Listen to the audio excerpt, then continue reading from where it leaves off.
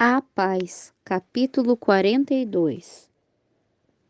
Ao fim do milênio, Cristo voltará à terra acompanhado pelos remidos e pelas hostes angelicais.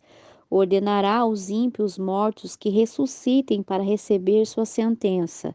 Eles se levantarão, eles se levantam em número incontável, como a areia do mar, trazendo sobre si os traços da doença e da morte.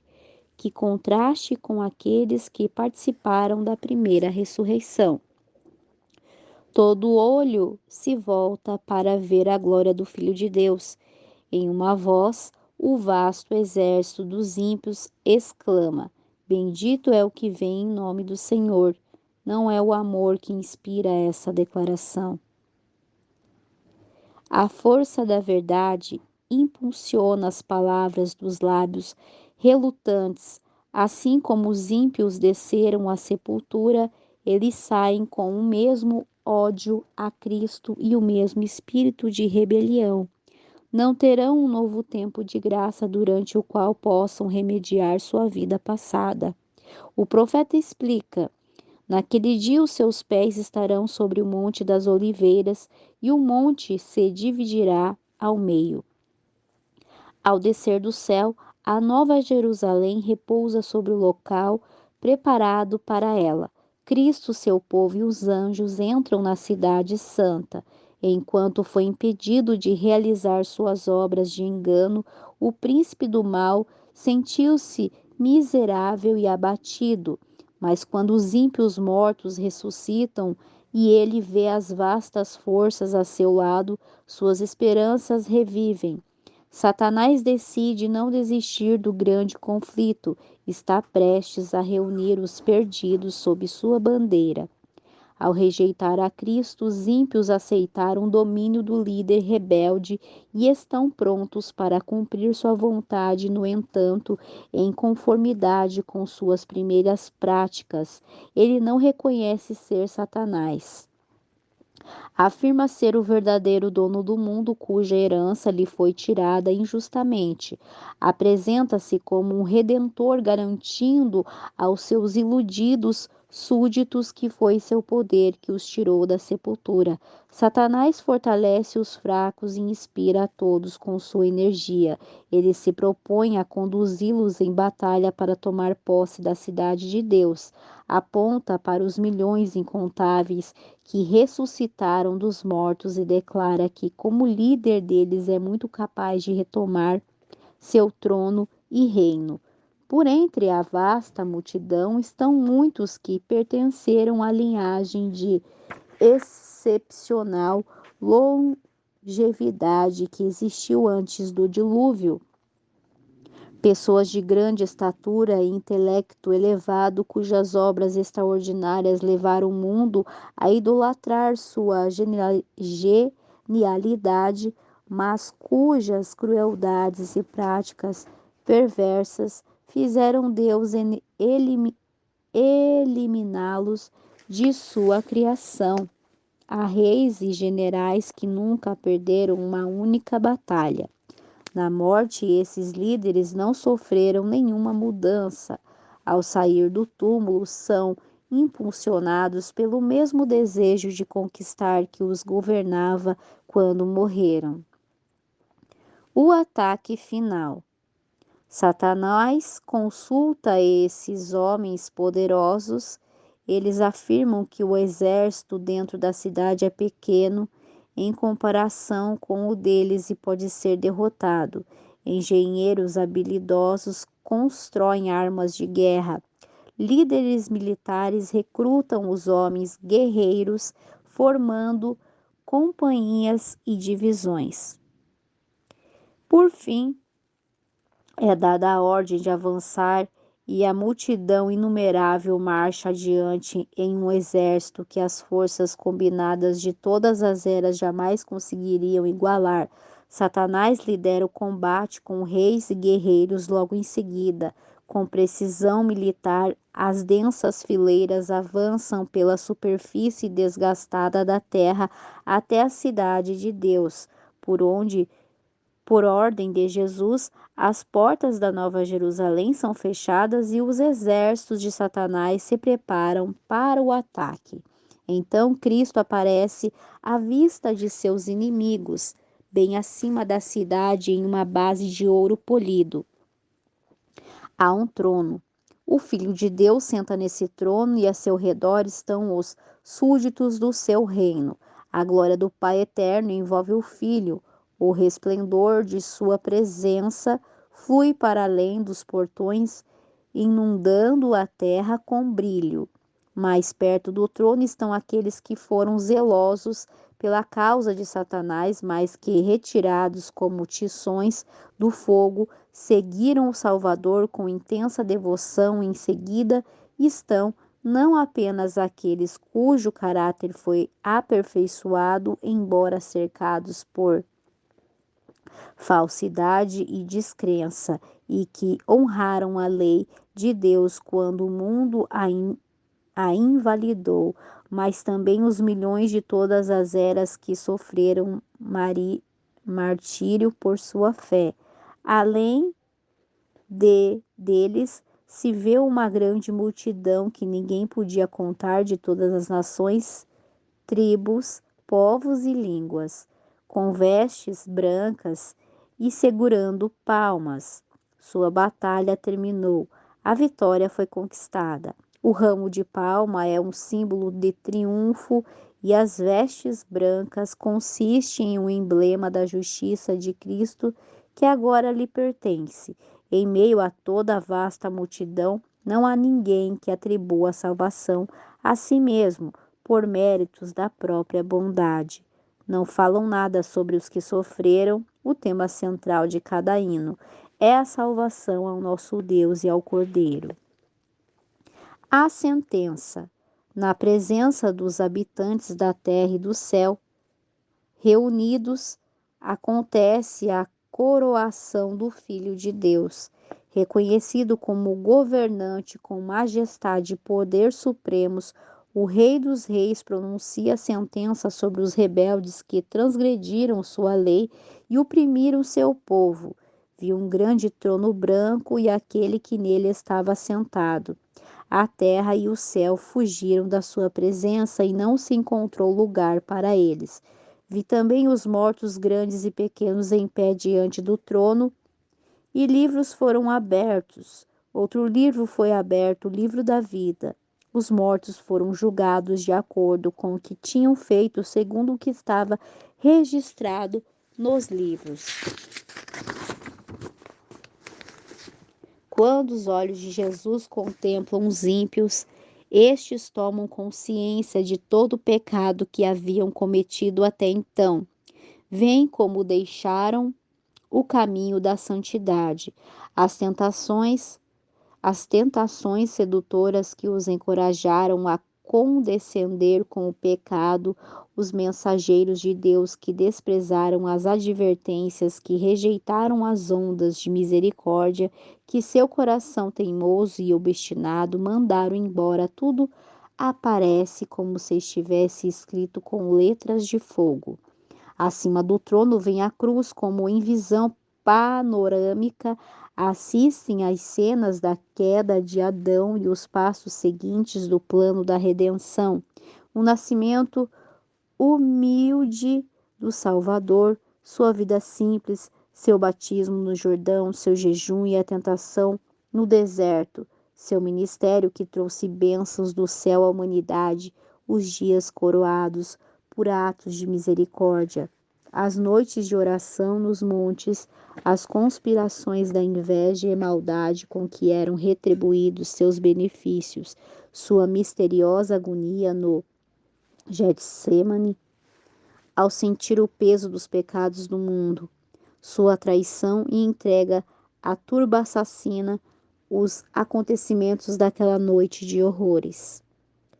O prisioneiro que não ofereceu resistência, abandonado por seus discípulos, julgado no palácio do sumo sacerdote, na corte de Pilatos, perante o covarde Herodes, zombando, insultado, torturado e condenado à morte. Todos esses acontecimentos são vividamente retratados. A multidão agitada assiste às cenas finais. O paciente sofredor trilha o caminho até o Calvário. O príncipe do céu pendurado na cruz. Os sacerdotes e rabinos zombando de sua agonia. As trevas sobrenaturais marcando o momento em que o Redentor do mundo deixou a vida. O terrível espetáculo aparece exatamente como aconteceu. Satanás e seus súditos não têm poder para se afastar da cena. Cada ator relembra a parte que desempenhou. Herodes, que matou as crianças inocentes de Belém, a perversa Herodias, culpada pelo sangue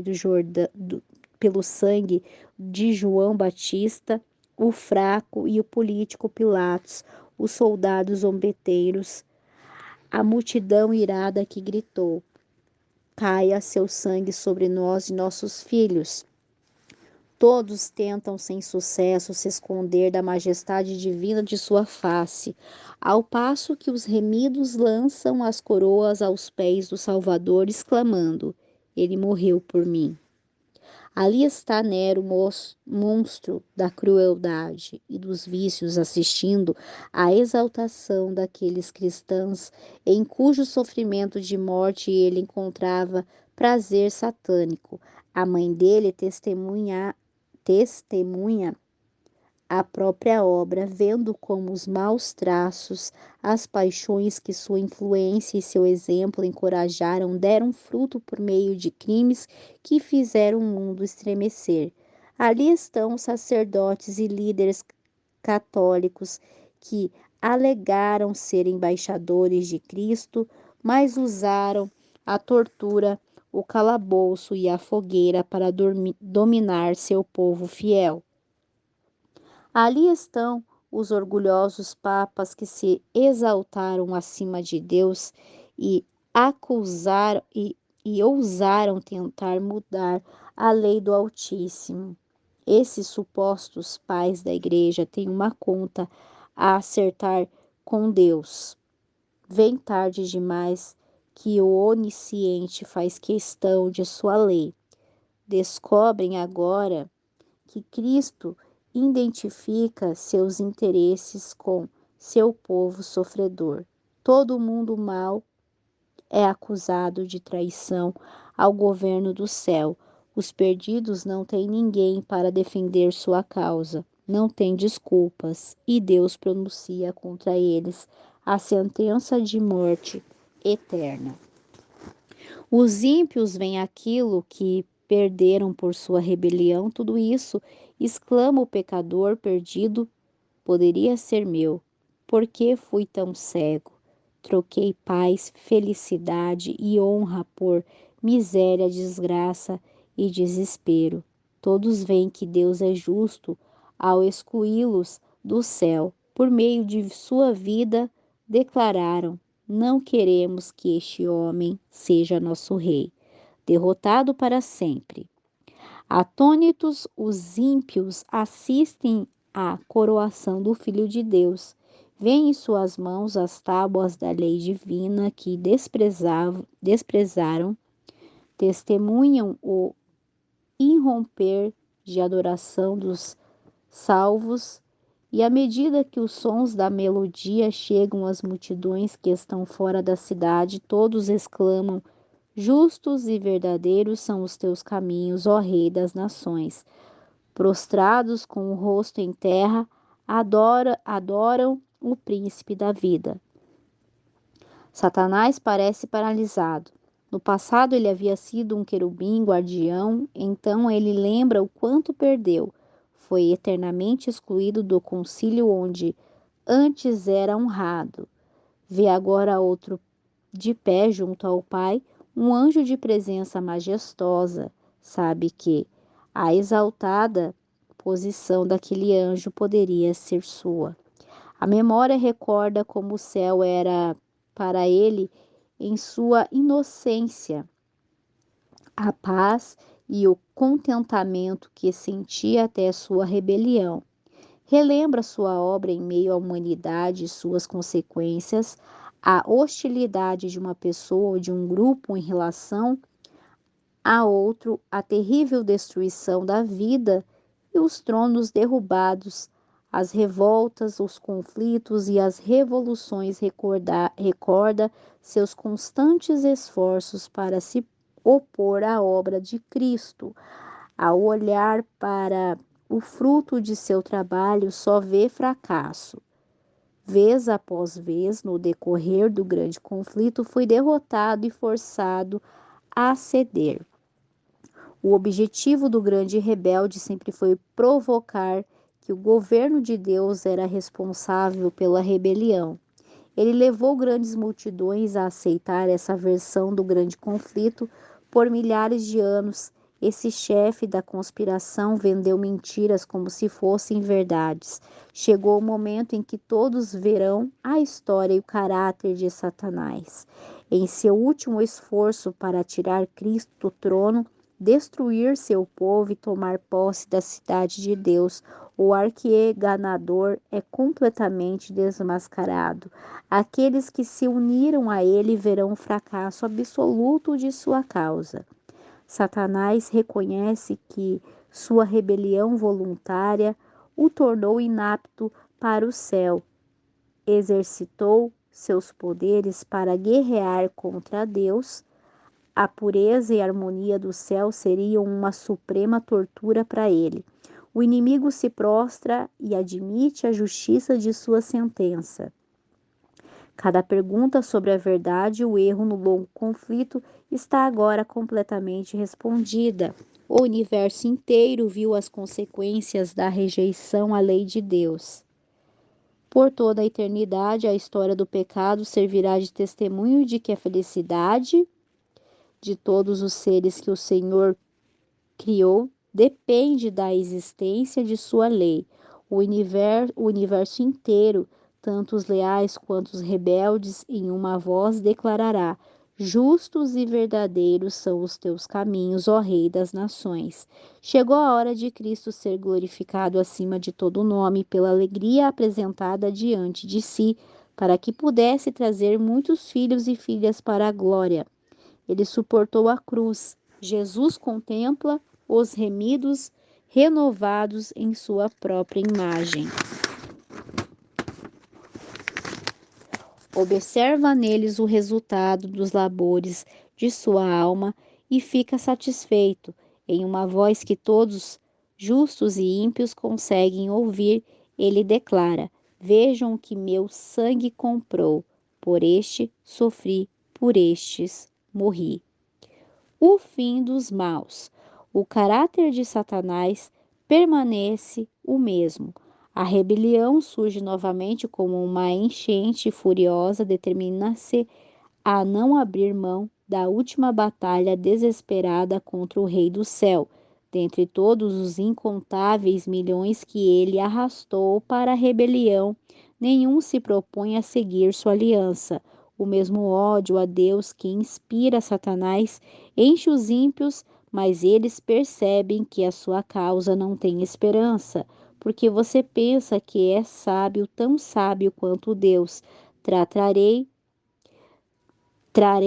estrangeiros contra você. Das mais impiedosas nações, eles empunharão suas espadas contra sua beleza e sua sabedoria e transpassarão seu esplendor fulgurante. Eles o farão descer a cova, por isso eu o lancei e o expulsei, ó querubim, guardião do meio das pedras fulgurantes, por isso eu o atirarei à terra.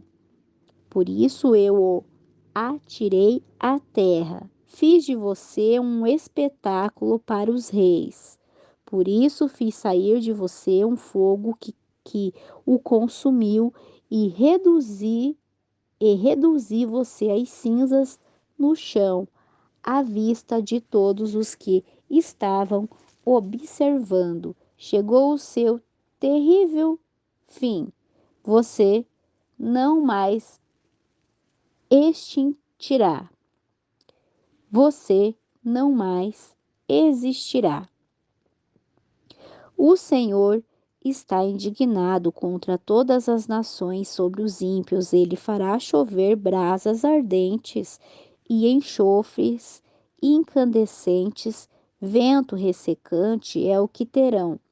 Desce da parte de Deus fogo do céu, a terra se abre, chamas devoradoras irrompem de todo o abismo crescente. Todas as rochas estão ainda incandescentes. Os elementos se derretem com calor fervente, a terra também e as obras que nela se encontram são queimadas.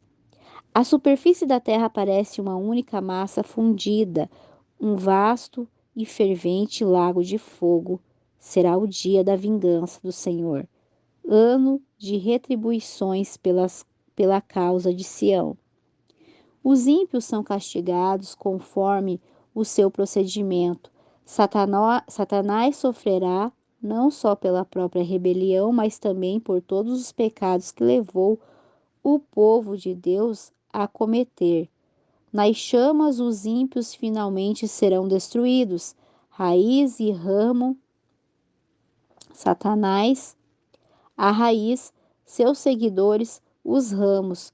Os malfeitores receberão a penalidade completa da lei. As exigências da justiça foram cumpridas. A obra de ruína causada por Satanás terminou para sempre.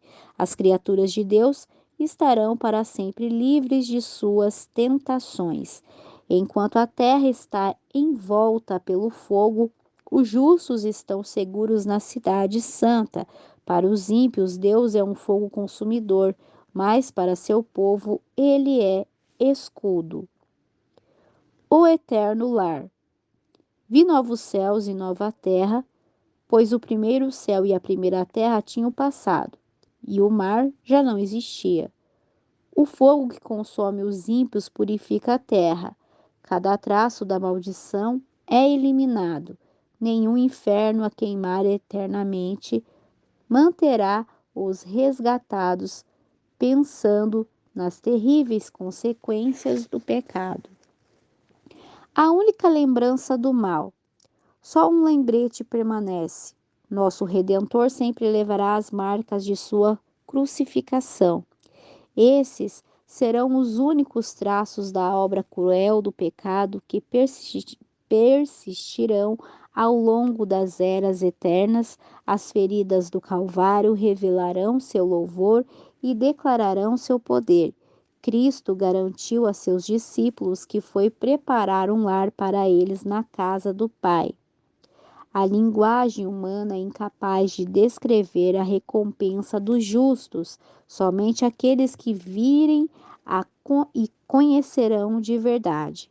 Nenhuma mente finita é capaz de compreender a glória do paraíso de Deus. A Bíblia chama a herança dos santos de pátria. Lá o pastor celestial conduzirá seu rebanho a fontes de águas vivas. Haverá torrentes sempre a fluir, claras como cristal, e além delas, árvores a balançar, lançam sua sombra sobre os caminhos que Deus preparou para os resgatados do Senhor. Amplas planícies se erguem em belas colinas e as montanhas de Deus erguem seus altos cumes. Nesses pacíficos prados, além das fontes vivas, o povo de Deus, por tanto tempo, peregrino e errante, encontrará um lar. Construirão casas e nelas habitarão. Plantarão vinhas e comerão do seu fruto. Já não construirão casas para outros ocuparem, nem plantarão para outros comerem.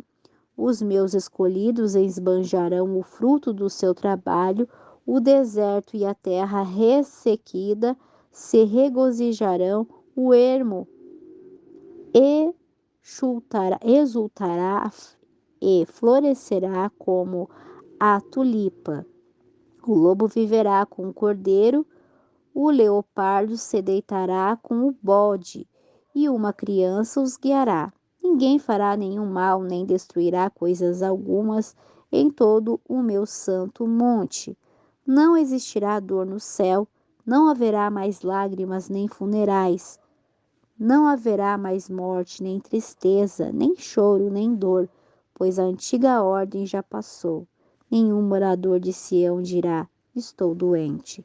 E os pecados dos que ali habitam serão perdoados.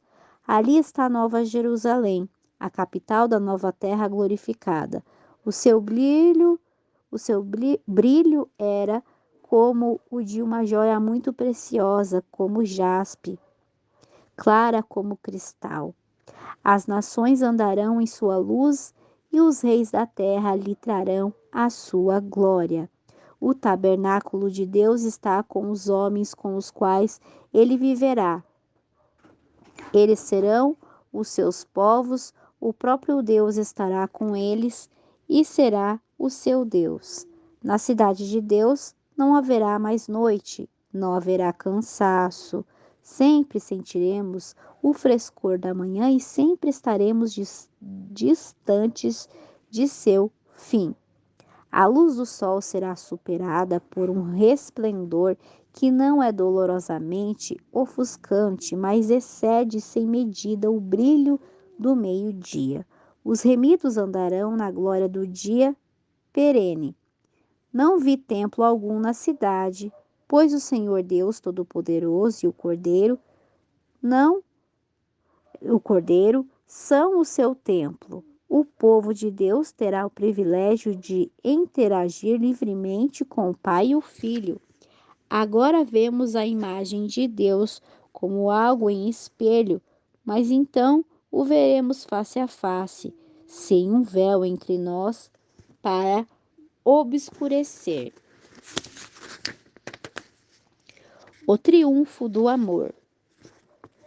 Foi o próprio Deus quem plantou o amor e a simpatia no coração humano e no céu.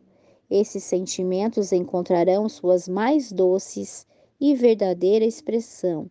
A comunhão pura com os seres santos e com os fiéis de todas as eras, os laços sagrados que uniram toda a família nos céus e na terra, ajudarão a contemplar a felicidade dos remidos.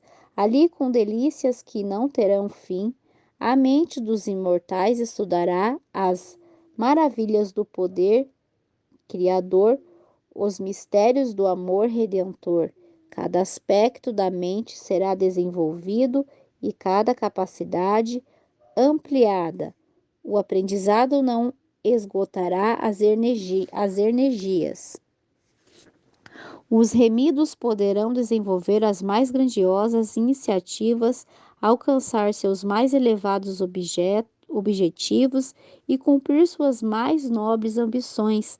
Ainda assim, encontrarão alturas mais elevadas, a conquistar novas maravilhas, para admirar novas verdades, para compreender objetos inéditos, para atrair as capacidades da mente, da alma e do corpo. Todos os tesouros do universo serão descortinados para os remidos de Deus, sem a limitação da mortalidade, voarão incansavelmente para mundos distantes. Os filhos da terra entrarão na alegria e sabedoria dos seres não caídos e compartilharão dos tesouros de conhecimento que esses adquiriram ao longo das eras sem fim. Com a visão livre de impedimentos, contemplarão a glória da criação. Sóis, estrelas e sistemas, todos em sua ordem designada, circulando o trono de Deus. À medida que os anos da eternidade passarem, mais revelações gloriosas serão feitas em relação a Deus e a Cristo. Quanto mais aprendemos sobre Deus, mais admiraremos seu caráter. Quando Jesus abrir para os remidos as riquezas da redenção E as conquistas extraordinárias obtidas no grande conflito com Satanás, o coração do salvo se alegrará com devoção e miríades de vozes vão se unir em um poderoso coro de louvor. Todas as criaturas existem no céu, na terra, debaixo da terra e no mar, e tudo o que há neles. Diziam aquele que está sentado no trono e ao Cordeiro sejam o louvor, a honra, a glória e o poder para todos sempre. O grande conflito terminou. Pecado e pecadores já não existem. O universo inteiro está purificado. Um único pulso de harmonia e júbilo ecoa pela vasta criação. Naquele que criou todas as coisas, fluem luz, vida e felicidade através do espaço ilimitado, desde o menor dos átomos até o maior dos mundos. Todas as coisas animadas e inanimadas em sua beleza imaculada e alegria perfeita, declaram que Deus é amor.